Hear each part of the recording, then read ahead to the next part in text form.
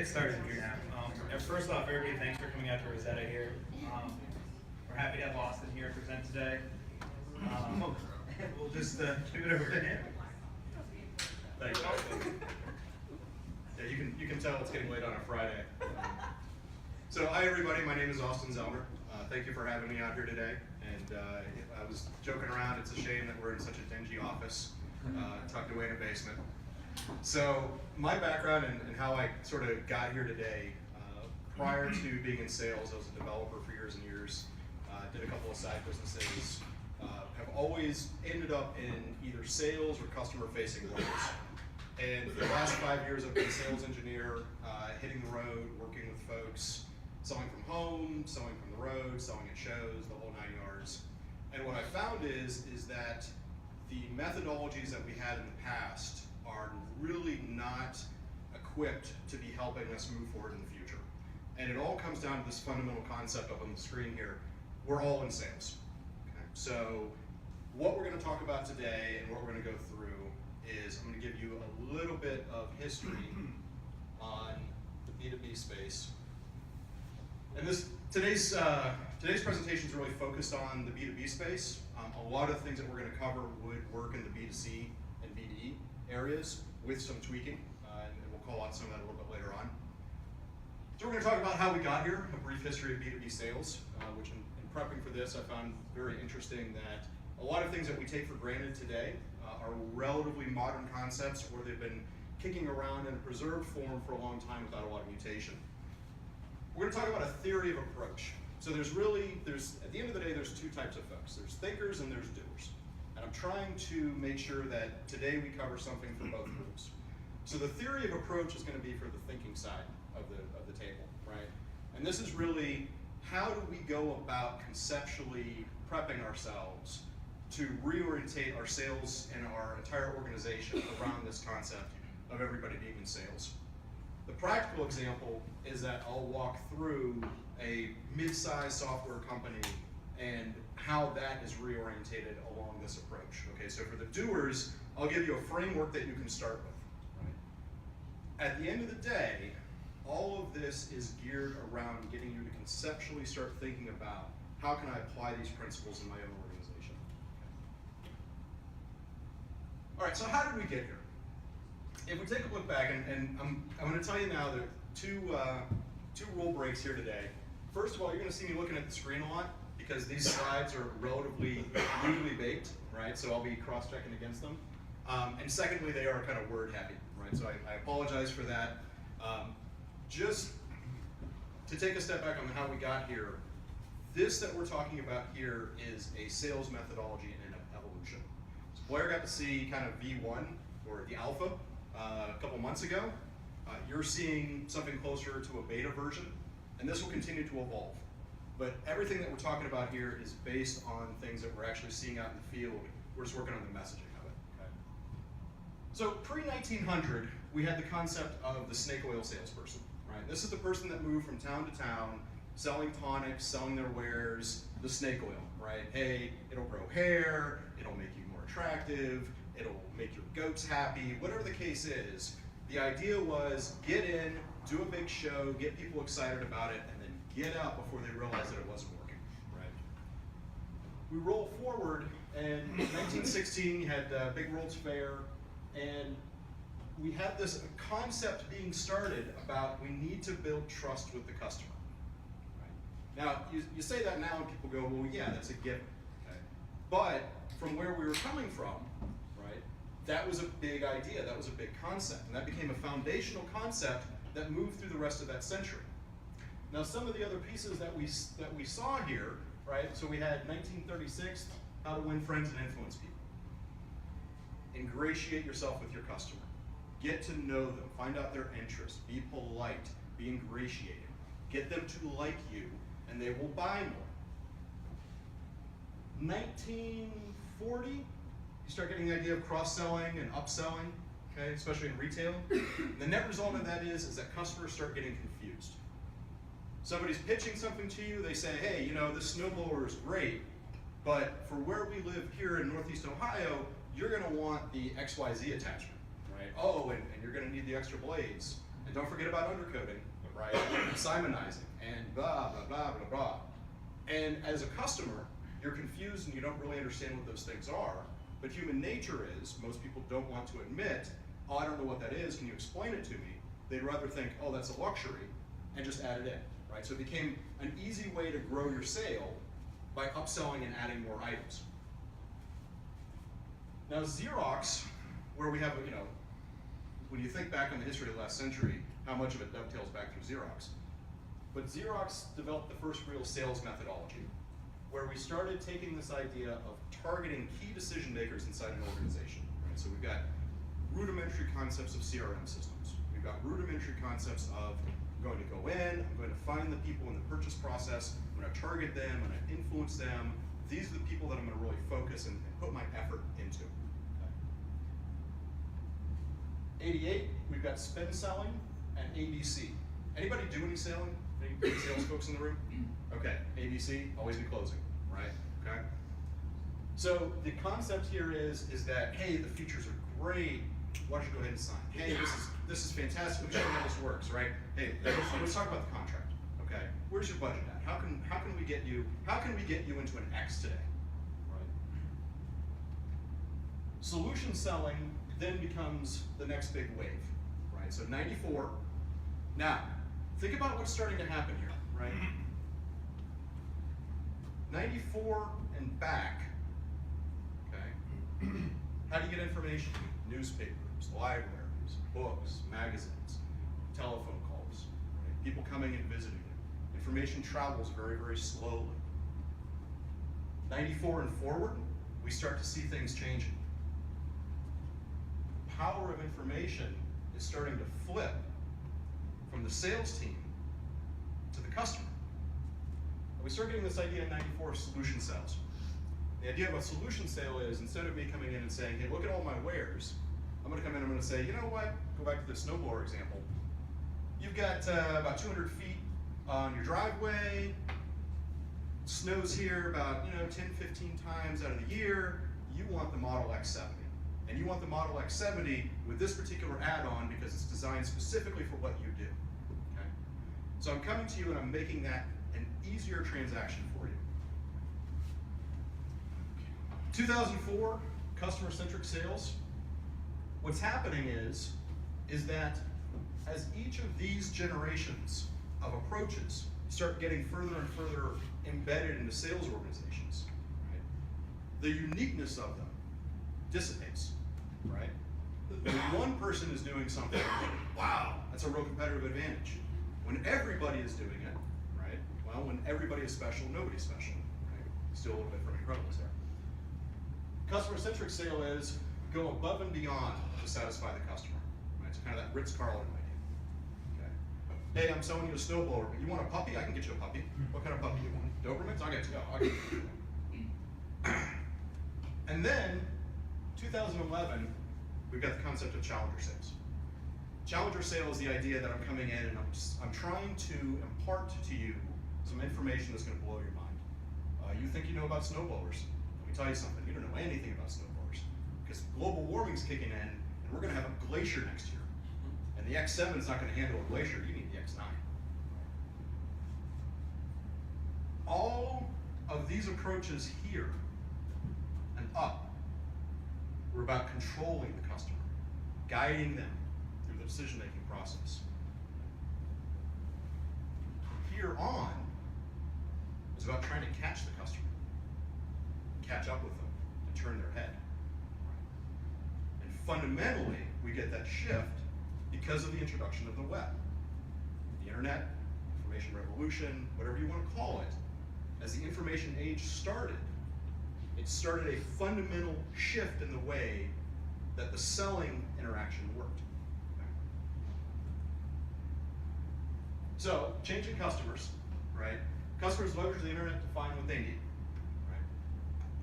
I don't know anybody that starts the sales process by not popping up to Google and digging around and trying to find something. Right? The really scary one for sales folks and for organizations in general, right? 57% of purchase process is completed before the customer talks to the supplier. So over half of that process has already happened before they even begin talking to you. Right? Now, if you're a salesperson, that's a scary metric. If you're not in sales, you're like, what do I care? Right? I got code to write, I got backups to do, I got whatever I need to do. The sales guys aren't selling, you're not going to get paid at the end of the day. They are the tip of the spear, right? They are the bellwether to indicate how well your organization is doing competitively out there in the market. So, if 60% of the buying process is happening without the engagement of your sales staff, that means that you are completely at the whim of the internet. You're completely at the whim of what your competitors are putting out. You're completely at the whim of the echo chamber that people have when they log into Google and they do a search, right? We're all technologists, we all know, right? If I search for something, Google's cataloging that, and it's going to find trends that track back to what I'm looking for. Right? Demand for information is high, obviously, because I need information to fulfill those first two. And buyers initiate the dialogue when they're ready to talk. This one doesn't seem like a big deal unless you've been working the phones, right? Because what it basically means is that I can't catch you at 1% of your purchase process and talk to you about, hey, let me tell you about these snow blowers I got, right? You've already been out to Amazon and Best Buy and whatever, and the manufacturer sites and the review sites, and gotten all that information. So by the time I talk to you, all you really want to know is, what kind of discount are you going to give me? And can I have it Tuesday? Because that's when I want it. And that's not much of that doesn't give you a lot of room to negotiate that sale. Factor into that, the contact too early will scare a prospect away. Hey, I'm looking at 3 different snowblowers, but one of them, that sales guy, he just wouldn't leave me alone. I'm not going to buy that one. There's got to be something wrong with it. For him to keep bugging me like that, he seemed desperate. I'm going to go with one of the other two. The sales spiel is largely irrelevant. Marketing departments spend a lot of time working on slides. Salespeople spend a lot of time working on the perfect pitch. We spend a lot of time worrying about mission statements and positioning in the market and all those things. We live in a day and an age where that stuff really doesn't matter anymore, right? We are so inundated with massaged content that it just washes over us, right? It just becomes irrelevant. It's just white noise. And finally, the sale is never final. So once you actually close the deal, once they actually have bought your service or bought your product, immediately you are at the beginning of a different post-sales process. That is just as important because that ties back to renewal. And it is way, way easier to get revenue out of renewals than it is to get out of new customers. But if all you're doing is forward-looking and saying, okay, I got that one, where's the next new customer? Your competitor is going to be eroding all that hard work right behind you. Okay. So that's the landscape, that's where we're at. Now, customer is too broad a term. Because of the fact that we are in the midst of the beginning of the information age. Right? Now this won't be true when the greatest generation, the boomers, and the Xers are dead. It won't. It'll be a completely different world. It'll be a different landscape. But as long as we're still kicking around, right, this is something that we have to consider and contend with. Because these different groups buy differently. They consume information differently. They want to be engaged differently. 10 years ago, it wasn't really a problem. The boomers were firmly pretty much seated, right? The greatest generation held a lot of the C-suite. The boomers held upper management. The Xers were on their way in mid-management. Millennials were just kind of coming onto the scene, right? And they were the new kids on the block, and it was like, what do these kids know? Millennials are the fastest growing segment. They're going to make the boomers look like they were standing still, right? And Xers are just basically trying to hold it all together as we go through this transition. First of all, how many self-identify as millennials in here? Okay. Yep. Xers? Boomer? Proud. Raise it, proud guys. Any greatest generation? Anybody still? Okay, great. God bless them. So, greatest generation, a lot of what we do in this room, a lot of what folks are working on, that's more B2C. It's less B2B. Okay? So we're not really going to focus too much on that. Boomers, you guys have had a wild ride, right? We're going to talk a little bit more in a bit about how you consume information versus Xers versus millennials. Xers are in the squeeze spot generationally right now because they're taking care of, in a lot of cases, they're taking care of aging parents, and they're also raising children, right? So Xers right now are the generation where you've got a lot of them in middle management. A lot of them have, it's a smaller generation, right? So they're kind of fitting into slots where they can. They're seeing a lot of ground being lost to the millennials, but they get and they understand millennials, right? So it's not so much a contention threat type of situation. It's more of Xers are just hitting that point where, man, we're getting tired, right? And we'll see that. There's a funny moment coming up a little bit. Funny to me, coming up in a minute. And then millennials. You guys and girls get the information age in the way that this other generation won't, right? Anybody with kids knows that Apple products are obviously the most intuitive products in the world because you don't know how to have to read to be able to use them, right? 2-year-olds pick up tablets, they're on YouTube, they're playing their games, they're slicing through their apps, right? In ways that I can't. Okay. So millennials and the generations, Generation Y, Generation Alpha, which are the next generation that will be coming up, right? You're all digital natives. Okay? And so therefore, as you're growing more in the space, you need to be marketed to in a completely different way than Xers versus Boomers. Millennials, nobody likes to be shoved into a giant basket, but I'm going to do it a little bit, just because if you take kind of broad strokes, you hit a large amount of the target. Obviously, social media, you're younger, you're healthier, okay, your brains are still working better, you like fun content, you like to consume stuff, the world is still a pretty interesting place to you. To really market to this group, it's got to be scannable. It's got to be something that can be consumed in bite sizes, right? Because this is a generation that knows how to parse through information. It has an intuitive sense to be able to scan a small section of text and intuitively know, is this a fit for me? Do I need to go further with it, right? Because you guys swim in data. Okay? So you have to be very data savvy to be marketing to this generation. Generation X, it's got to be structured. It's got to be direct. This is a generation that, look, the days of wine and roses are over. You just want to get the job done. Just tell me what it can do. Tell me how much it'll cost. Tell me when I can have it delivered. I'm going to put it into a spreadsheet and compare it with your competitors. We're going to negotiate prices and move on.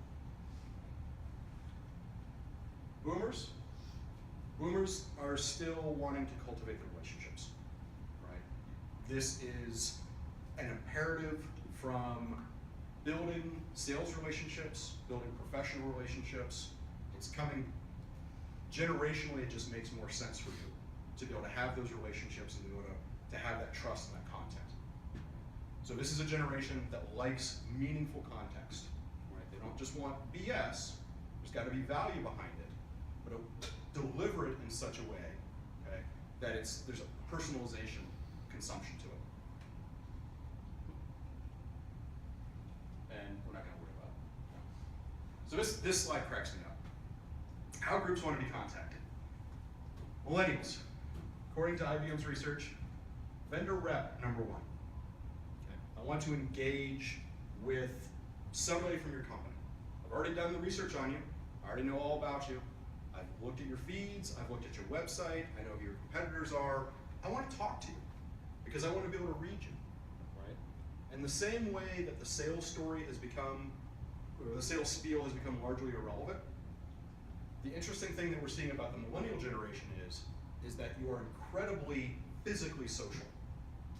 You want that face-to-face communication. Because you spend so much time online and are reading digital cues, you are looking for that physical face-to-face cue. You're looking for the tick. You're looking for somebody to look up when you ask them, does this really work? How do I install it? Is it easy to support? Right? You want to read the body language. You want that engagement. Trade shows and conferences, number 2, and colleagues in my organization, tied, right? In all 3 of those cases, we are dealing with people talking to people, okay?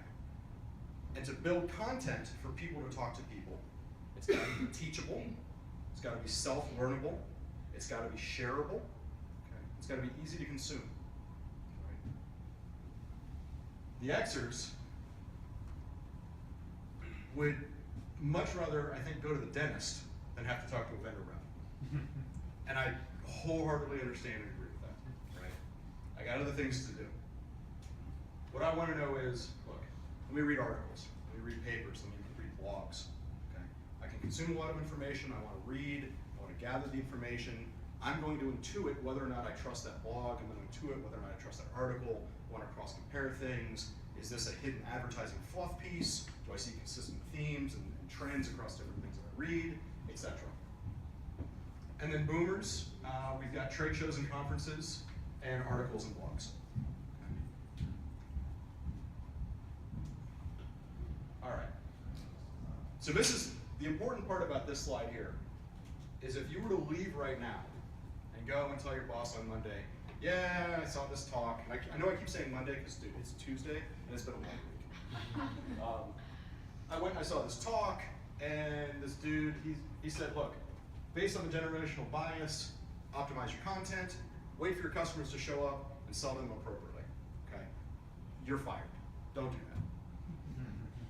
But if you look online, and if you look and you dig, and all of the research tells us, right, we can't get to customers, they're digging, they're looking for us, this becomes the default position. You can't build a business around this. You can build a nice side gig around it. Okay? You can get a call every now and again, somebody's going to pick up the phone, but you're not going to grow. Okay? You're going to have no consistency in sales. So what do we do? What do we really do? Okay, it starts with figuring out what customer groups we want. I don't care what you sell. You guys sell consulting services, you sell widgets, you sell books, whatever you sell. There's customers that you want who don't want you. There's customers that you want and they want you. It's a good fit.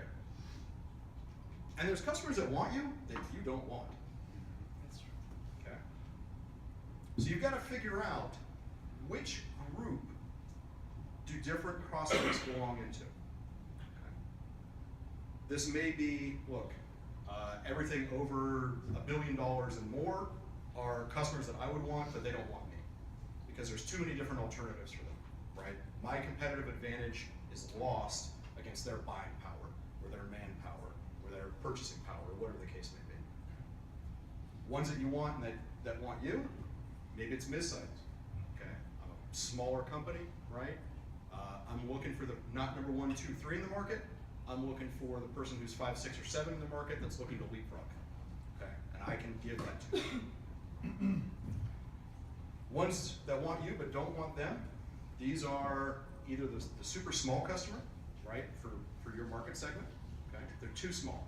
You know, they want everything, right? Your average sale price is, say, $100,000. They want everything for $20,000. This is not a good fit, okay? So for each of those groups then, right, so you identify those different groups, craft your message and your collateral taking into account those generational biases, right? Which means we need to be making sure that information that we're creating is consumable and self-teachable and shareable, right? That covers us for the millennial side. We want to be pushing things out in the blogosphere, pushing things out from an articles standpoint, from an industry standpoint, and that takes care of the Xers. Have people that are ready to go with your message. Be hitting trade shows. Okay? Go where your customers want to engage with you. So here's where we start kind of getting off the tracks a little bit of some of the stuff you've probably heard before, and into more of the sort of, okay, field research shows. Socialize your message internally. So everyone inside your organization understands what your message is, what kind of customers you're going after, what your sales approach is, what your sales message is. Because at one time or another, during the life of that customer, everybody inside your organization is going to be interacting with them. The message you say at the beginning needs to be consistent from sales to project management, to production, to support, to billing, and then coming back around for the renewal for sales. And the only way that happens is if everybody inside the company understands what your sales process is, what the stories you're telling are. Okay?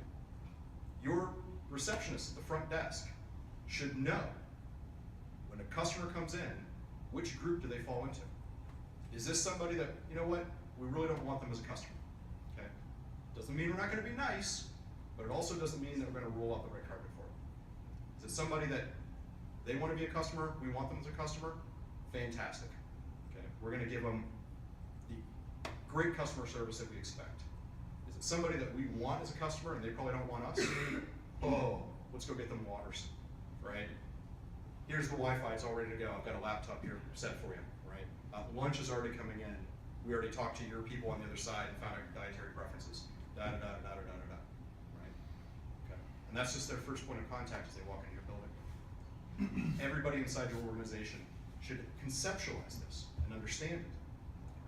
Because they will all have moments where they're interacting. The worst thing that you can do for your organization is to tell a great service story on the front end from a sales perspective. And then when they deal with the project managers, or they deal with the folks that are actually doing the work, there's this disconnect, right? Like, oh yeah, okay, whatever. You know? Or, oh yeah, I don't know what sales told you, but this is how the process really works. Okay. That one happens a lot. Never stop selling. And we'll talk about this in a little bit. Every group inside your organization should be producing content that can be consumed by your customers. Nobody knows your product or your service like the people that are working here. The good stuff and the bad stuff. How to install it, how it works, what the bugs are, how to get out of a situation when you have a bug, right? Or if you're selling a service, right? Hey, this is what we're really good at, this is what we're not so good at, this is what we outsource. If you're going to do this with us, okay, this is the sort of information that we're going to need from you ahead of time. Okay? Nobody likes a situation when you're dealing with a vendor, and you call them up and you say, okay, hey, I need to get this done, I have this exceptional case. Oh, okay, hang on a second, can we get some information from you? Okay, I need more information. Oh, I need more information. I got to transfer you. And then the whole process starts over again. Okay? All of those internal procedures and internal processes are all tracking back to that post-sales experience and the post-sales content. Okay? So if you have a customer service department, hey, customer service team, give me a document that I can share with the customers that's not fluff like, we provide exceptional customer service for a global blah, blah, blah, blah, blah. Hey, when you call us, we're going to need these 7 pieces of information. Okay? Oh, and by the way, here's a card with all the information that you need. And if you go to the website, you can click here and you can get all the information. I'm going to ask you these things, okay? And then it's going to take me probably 12 hours to get back to you, right? Because these are the things that are going to be happening behind the scenes before I get back to you. Right? Give me a document, give me a process, give me something I can give to my customer. So when I onboard them, I can say, hey, look, this is what your experience is going to be like. Shipping department, production department, whatever the case may be. Every department should have some kind of documentation being generated that can be shared with customers to help them understand this is our organization, this is how we do business. Okay, so the traditional flow of content, marketing department generates it, gives it to sales, sales goes and talks to the customers, tells the product team, this is what we're seeing, this is what people want, they want this new widget, they want this new service, whatever the case may be. Production goes and makes it happen, delivers it to the customer customer feeds back to marketing during a survey and says, yes, we love this, or no, we hate that, and the whole process starts all over again. It's very one-directional. There's not a lot of chance of content sharing, and everybody in the chain is simply just consuming and then regurgitating to the next person. A new approach, we keep marketing at the center. Marketing's job is to generate great-looking content, to take something that I put on a table napkin and turn it into a fantastic PowerPoint. I need a marketing department for this deck, right? Sales, every single salesperson is trying out new stories.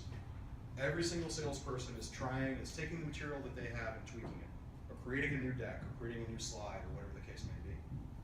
That information needs to be shared back with the marketing department. And the concept of sales stories. So there's what your product catalog says your product does, or what you say, this company's about, or how our service works. And then there's the reality of how you describe it. And sometimes those descriptions are a lot better than what's coming out of the marketing department. So you need to capture that and be feeding it back in so that it can be regurgitated back to the rest of the organization, shared with the rest of the organization. The product team still has a responsibility for documentation, for user guides. This one is again something new, development artifacts. If you are writing software, there is a whole ton of documentation that gets generated along the way that is part of the experience. Okay. Whether it's a design document, whether it's a test diagram, whether it's a reference doc that you're creating, each one of these things gives insight into how that software works or how that process works. As a customer, I'm sitting on the other side, I'm using your software. I have in my head what the salesperson said. I have in my head what the documentation said it should do. But if I have the development artifacts, I can look in and I can be like, oh, you know what, this is what it really does. And this is how it really works. Now, a lot of people hear this idea and they back away and they go, whoa, whoa, whoa, whoa, we can't be showing the warts. Well, guess what? The warts are there. By sharing the development artifacts, you're showing them how to get around them. How they can understand intimately how your software works. And once you can get somebody to intimately understand how your software or your process or your organization works, they start to internalize it. And then when the competitor shows up and starts showing off a demo, and somebody says, oh, hey, how do I do this, or how do I do that, or how does this really work under the hood, and they aren't able to share those kind of artifacts or go to that level or that depth, that makes a big red flag go off for your customer to go, you know what, it's not perfect, but I know how it works and I'm comfortable with it. And I know that I can use this and get it done on time and get it done the way I need to get it done. User personas from the dev teams, from the marketing teams, from whoever's generating conceptually, these are the different ways that we envision our product could work. Those need to be shared as well. Because again, it helps people identify with your product. Oh, I'm that kind of user persona, right? Or they may look at all the user personas and go, none of these make any sense to me. Okay. And then that gives you an opportunity to engage with your customer and say, hey, which user persona do you think fits here? Well, I don't think any of these fit me. Well, let's talk about that. Okay. Gives you it both gives you a chance to get them to self-identify, but then also gives you a stepping stone into a conversation. From the production side, customization guides, implementation guides, tips and tricks, and support stories. Okay? There's nothing more frustrating than when you are trying to learn how to use a product than getting into an area where you are outside of what the product documentation says. You are outside of what you can find on the web, and yet you know it must be able to do this, but you can't for the life of you figure out how. Okay. By having the war stories that are coming out of your production, now that's both folks that are making stuff, right? So if it's software, it's the coders and the testers and the QA department and the support team especially, right? If it's production, it's real live production. Hey, when we were making your widget, okay, the weather was nice and whatever. Okay? Interesting side story on that. So SR-71 Blackbirds, right? The big black planes, flew fast as crap, right? Excuse my language. All of them were identical, okay, from a metallurgical standpoint. But there was one that they found they could never get to work. All of them as a fleet, they had a great service record, but they had one that just never seemed to work right. They tracked it back ultimately to the fact that during the manufacturing process, when they were cleaning it off one day, the water was chlorinated in the hose. And that caused some subtle chemistry to go on, right? And when you're trying to fly at Mach 5, matters. So those sorts of little production details, right, that we just don't even think about, become important and become relevant to your customers. Then finally, make your customers part of this process. Tell them right up front, look, you are part of our content creation process. We want to know how you're using it. We want to know what your experience is, both good and bad, right? And we would like you to present. We would like to find folks inside your organization that are champions for us. Get somebody to write an article, get somebody to write some code, get somebody to write something, an example. By getting them involved. Now you can get them to do this, you can ask them. You can give them tchotchkes like t-shirts, or you can build something into your sales budget. You're like, hey look, we'll knock $1,000 off the price here. Something inconsequential, but it's just tasty enough that they go, yeah, okay, it's worth it to me, right? To get involved in this process. All this information, the reason the marketing circle is big and overlaps, all this information comes back into marketing, basically just gets cleaned up, and then repopulated back out and shared with all the different teams. So, coming back to how do we know, or how do we get customers? We've generated all this content now, right? So, we have our funnel. That generated content, that generationally focused content, is acting like bait. That's bringing people into our sales funnel. Okay. The folks that are on that 59% of the journey, they're out there, they're finding things that are relevant to them in the way that they want to consume them, right? Why? Because we started this whole process by saying, what kind of customers do we want? Let's generate content to make sure that we're hitting the different tick marks of what they care about. So they're out there, they're gathering our information, they're dropping into the sales funnel, and when they're ready, they'll call us. Now you can put all kinds of triggers on this content to see, all right, are there digital buying signs here? Right? There's a whole art and science to that. I'm not going to get into it, but it is out there. Right? When somebody, like for example, if somebody's searching for snowblowers, probably too early in the process. But if they're searching for the X7, they're getting close. Okay? Sales and marketing working together should generate a list of the customers that you want, that want you, they just don't know they want you yet, and go and hit those targets. And your story here is very direct and very targeted. Hey, this is like a partnership conversation. Makes sense for us, makes sense for you, here's the reasons why. If you're not ready to have this conversation, that's okay, I'm gonna leave this behind, or I'm gonna, whatever is appropriate information to give them or share with them, right? But it's the sort of prospect that is just logical. If you can just catch their attention, it just makes a lot of sense for the two of you to work together. Those are the ones that you start working with your sales process. We'll talk about the process in a second. So coming out of the sales process, we have customers. Sales and production are working together to keep the customer happy, and that's all part of the renewal process. It's a machine. We treat sales inside organizations as if it's some kind of weird voodoo art, right? Or, well, look, he couldn't code anymore, so he went with subs. But the fact of the matter is that there is science behind it. There's psychology, there's anthropology, there's sociology, there's technology. All of these factors come together to create a situation that gives us a small advantage. at the end of the day, look, it comes down to 1% and 2%, right? You don't have to blow the other guy out of the water. It's got to be that much better. And having a good process in place puts you into a situation where you can do that repeatedly. So, that's the kind of the thought part. Let's talk about the doing part a little bit. So when we talk about slicing the customer base, and this, again, this is for a mid-sized company.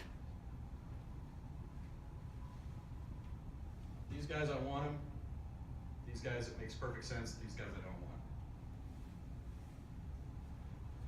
Slicing up for optimization. Mid-size, these are the guys that I definitely want. It makes sense. It's a partnership conversation. Here's all the different pre-generated content that I have.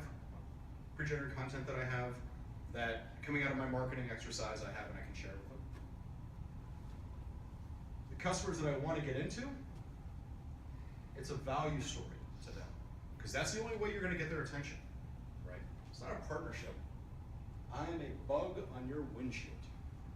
But I can be a valuable bug, and let me explain why. In that case, you're building custom content. You want to go after the $1 million contract, and you usually have $250,000 contracts, okay? You're cooking something special for them.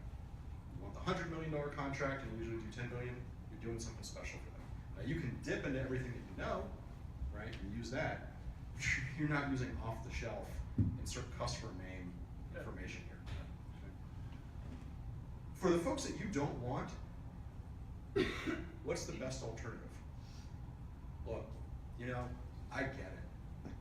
I can see why you think this makes sense for you, but I'm telling you, for where you're at right now, this is the model you need. This is the model that you want, and this is what you should be doing. But listen, when you cross this threshold, give me a call, because that won't work for you anymore, but you're right, we'd be a perfect fit. But you're just not there yet, okay? You've avoided an unfortunate conversation, right? You haven't made them feel like, I don't want to talk to you, right? But you haven't wasted their time, you haven't wasted your time. And you've set something up for a later conversation. Okay, the sales process. It doesn't have to be rocket science. It doesn't have to have 1,000 different road marks, okay? It doesn't have to be at 5% we're gonna do this and 10% we're gonna do that, or whatever the case may be. But you need to have something logical. It needs to be something that everybody inside the organization understands how it works. Okay? So for an example, here's one process. We start with a discovery call. We do an overview presentation. We do a technical deep dive, pricing discussion, contracts, and decision. That's what you tell your customer when you first meet them. Why? Because it is crazy out there, right? Think about all the different interactions that you have during the day. Okay? And when you're dealing with something new, it's like, what do I do here? Okay? If you start off the conversation with the customer, look, you are 6 steps away from having this problem solved. Easy peasy, lemon squeezy. We're gonna do these 3 things, and if it works, then you're gonna have a decision to make. And if it doesn't, no big deal. We want you to be successful with us, great. So somebody else, that's fine too. If you're not ready to buy yet, that's okay too. But here's what the roadmap is gonna be. Here's what the experience is gonna be. Here's how this is gonna work. Now, why do you need to have this out and about and socialized inside your organization? Because you know what? Everybody talks to people. Hey, what do you do? Oh, I work for so-and-so. Oh, really? Yeah, you know what?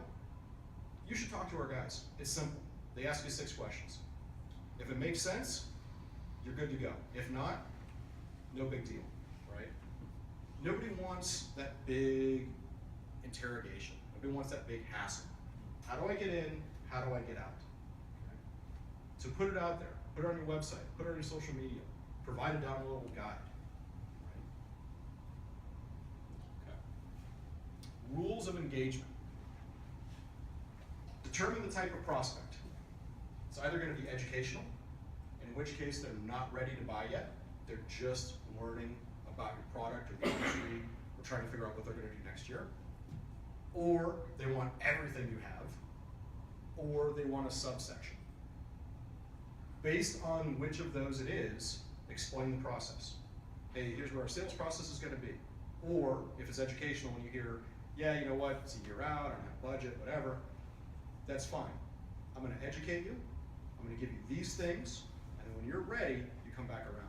Because you don't want to be spending all that time on somebody that's just educational. And then deploy assets as needed, right? So we've got all the socially optimized content, short papers, long papers, videos, etc. The important thing is, and the reason we have the F-15 up here, having a repeatable process means you can engage multiple targets simultaneously. When things are going well for your organization, your sales team should be talking to more folks than they usually do. And if every single sales process is its own unique snowflake, because somebody along the way said, well, what can we do for you? Or how can I help you make a decision here? Okay. And opened up the field. And now they're saying, oh, let's do a POC, and we're gonna do a 6-month evaluation, and we're gonna do a bake-off, and, okay? All of your time is gonna be eaten up with that. So you wanna put them into a repeatable process. Doesn't mean you can't deviate if it's required, right? But you'll find more often than not that if you put people on a roadmap, they'll follow along with that because they're just trying to get to resolution. Okay, so how do we make it sustainable? We engage everyone. Sales and marketing should be obviously presenting to customers and prospects, but they should also be presenting internally. Okay? Most organizations inside do not know what sales is saying when they're trying to land customers. And that's the first fundamental break from where customer expectations are not met because what they heard during the sales cycle is not understood inside the organization. Product and production should present to both sales and customers. Okay? So everybody understands how the processes work. And we want the customers to present back to the sales and production. Hey, we did this. We're very proud of it. Let us know how it went. Show us how it's working out in the field, right? Just grab an iPhone and record a 30-second video for us. Or do a full-on production, bring some people in, bring your CEO in, right? And talk to us about what a difference it made. Okay? It can be anything in between. But by having everybody engaged in this process, this becomes sustainable because this makes sure that we have the rocket fuel to drive the rest of that process. And finally, this is only one of many possible configurations. Okay? This is what has worked for me in my career. This is what, doing the research, there seems to be a bias heading in this direction. The most important thing is, look at the acquisition and renewal of customers as the primary duty of your business. Right? It's not writing code, it's not producing widgets, it's not whatever it is that you think you're in business for. You're in business for one reason, to get and keep customers. Take a scientific approach beyond the business as usual. And by defining your approach and sales process for everyone, it keeps everybody focused. Because fundamentally, we are all in sales. So thank you very much, and please have more pizza and beer.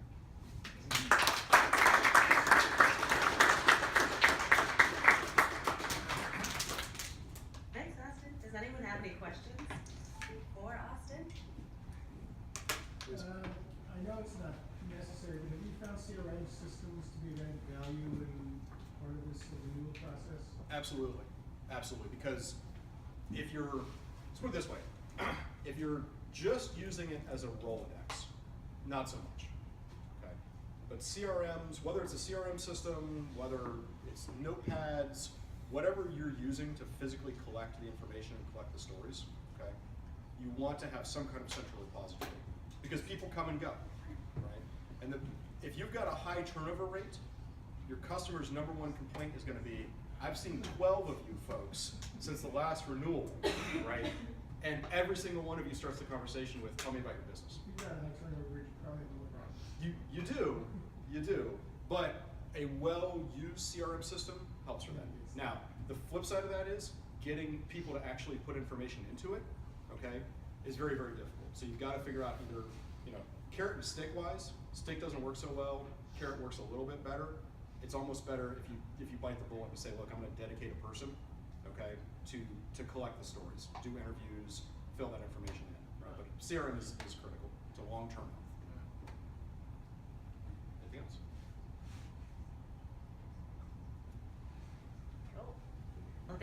and Austin, everyone here, please grab more pizza and beer. We definitely have leftovers, so get crazy. We do have more Rosetta Tech Talks coming up throughout the year, so make sure that you're following us on meetup.com and at Rosetta Marketing on Twitter. Woo! Thanks, everyone.